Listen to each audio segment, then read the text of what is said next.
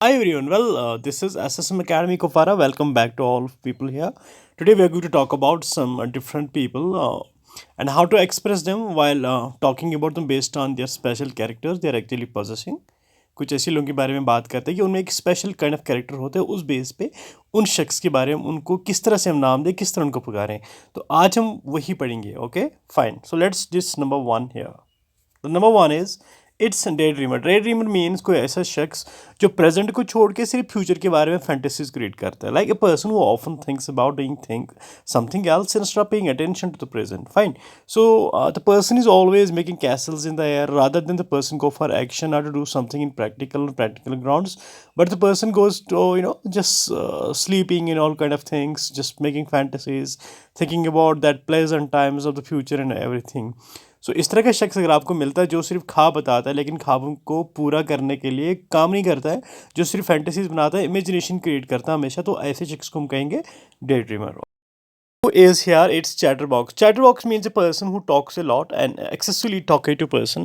ये एक ऐसा शख्स होता है जो बहुत बातें करता है unnecessary बातें करता है who spends all the time in just making talks only rather than वो actions नहीं करता है और वो जो बातें होती है वो बिल्कुल वो useless होती है futile होती है unnecessary होती है उससे आपका कोई benefit नहीं होता है कोई मतलब नहीं होता है तो ऐसे शख्स को हम कहते हैं कि वो बहुत बातें करते हैं हम बोलते हैं he is very much talkative or you can say simply in other words the beautiful word for the same is you can say the person is very he is a chatterbox means जो बहुत ज़्यादा बातें करता है और उन बातों का कोई फ़ायदा नहीं होता है और एक्सेसली बात करता है मीनिंगलेस बातें करता है फाइन विदाउट एनी कंट्रोल और limit fine I hope you got that very well.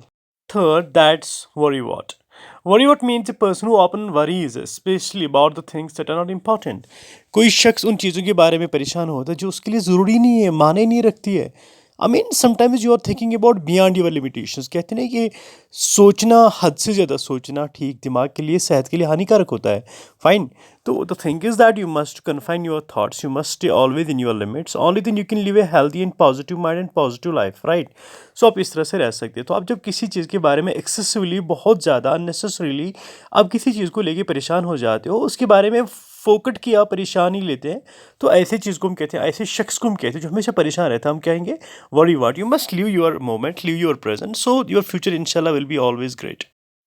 The fourth one is that social butterfly means a person who is very much extroverted person who is friendly with everyone who actually creates a friend zone around him a good magnetic field having a charming kind of social development skills.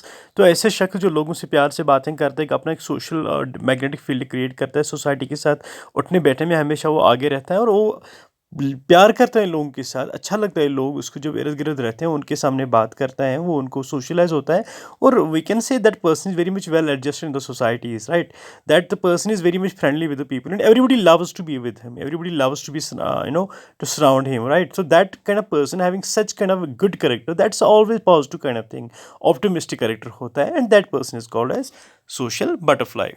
Five is busybody. Okay, busybody means a person who interferes in others' lives and want to know everything about everyone. कुछ लोग ऐसे होते हैं जिनको हमेशा एक curiosity रहती है जो हमेशा उस चीज़ में लगे रहते हैं कि दूसरों की ज़िंदगी में क्या होता है actually. That in if we talk about in idiomatic expression that's to poke one is nose in others affairs. तो वो हमेशा अपने आप को प्रेजेंट करना चाहते हैं और लोगों के अफेयर्स में और उनके बारे में सब कुछ जानना चाहते हैं fine. Such are the people वो एक सेक्शन सोसाइटी का ऐसा भी होता है जो इस प्रमोशन में लगा रहता है कि किसकी ज़िंदगी में क्या हो तो उसी को काउंट करते रहते हैं. So someone does his hard work and others use to count that work. So इस तरह से कि लोग जो हमेशा और लोगों की ज़िंदगी में इंटरफेयर करके उनके बारे में सब कुछ जानने की कोशिश करते हैं एफर्ट्स लगाते हैं तो ऐसे लोगों को हम बोलते हैं busy body because they are always busy in knowing about others issues. The word number six is that's nerd. Nerd means a person who is intellectual, obsessive, introverted or lacking social skills. कोई लोग ऐसा कोई शख्स ऐसा होता है intellectual होता है लेकिन वो अपने ही काम में रहता है काइंड ऑफ ऑब्सेसिव पर्सन सिर्फ खुद के साथ बातें करता है खुद के साथ काम करता है वो एक्सप्रेसिव नहीं होता है वो लोगों से खुल के बात नहीं कर पाता इंट्रोवर्ट होता है राइट. तो उसमें जो सोशल स्किल्स है वो लोगों के साथ मिल नहीं पाता है मिलजुल नहीं कर पाता है. So the kind of person is not able to make social interactions and just the person always remains away from rest of the guys.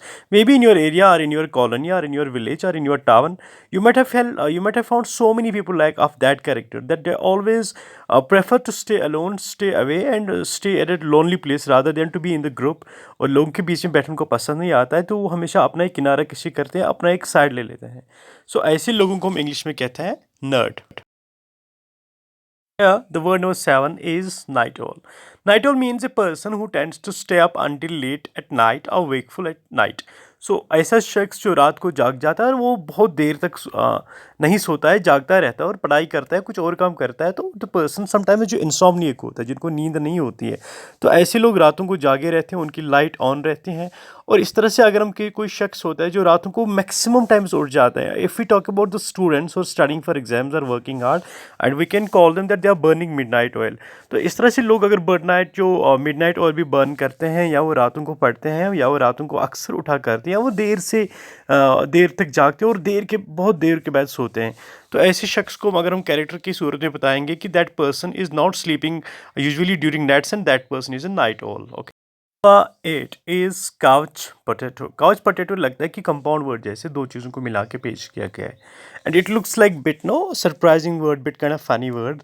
So couch potato means a lazy person who spends a lot of time sitting and watching television. Nowadays the people are sitting for a longer times, and they watch videos and other content on their mobile phone. So we can also refer to the couch potato.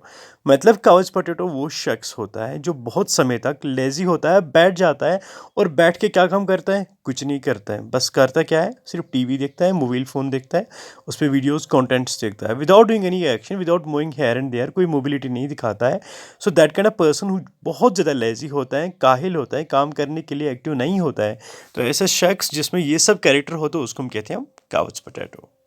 Last concluding ninth word is early bird. It's early bird means a person who gets up early in the morning or arrives early. वो शख्स जो हमेशा सुबह सवेरे जाग जाता है, सबसे पहले जाग जाता है, उसको बोलते हैं the crack of the dawn. ठीक है, जो या हमेशा पहले ही पहुंच जाता है. अगर आप कभी स्कूल या कॉलेज जाते हैं तो आप सबसे पहले पहुंच जाते हो, और सबसे पहले ही पॉइंट पे पहुंच जाते हो, और अपने राइट टाइम पे पहुंच जाते हो. तो आपको हम कह सकते हैं early bird. So early bird means वो शख्स जो सबसे पहले अपने काम की शुरुआत करते हो, और एक अर्ली टाइम पे ही, बेसिक टाइम पे ही अपने काम की शुरुआत कर लेता है, किक आउट अपने काम को करता है. सो ऐसे बंदे को हम कह सकते हैं early bird. Like that's an English a good quotation. An early bird catch the throne. जो सबसे पहले आता है और सबसे पहले बाजी भी वही ले जाता है. That's all from my side, friends. I hope that you have got these words very well, and I wish you all to share these videos so that others will also get benefited. Have a good time.